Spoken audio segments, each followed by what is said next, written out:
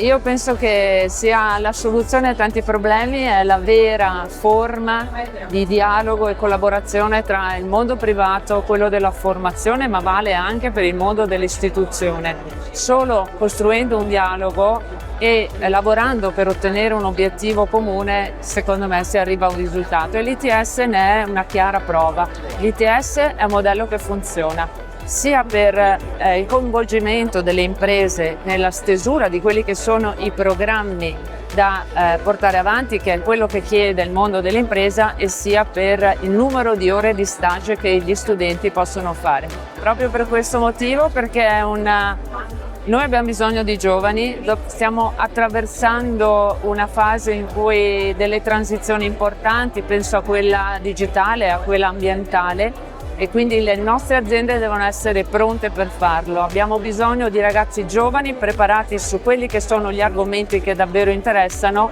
e per cui il fatto che gli ITS siano presenti nel nostro territorio e che le imprese collaborino sia veramente un modo per poterli trattenere qui e farli lavorare nelle nostre aziende.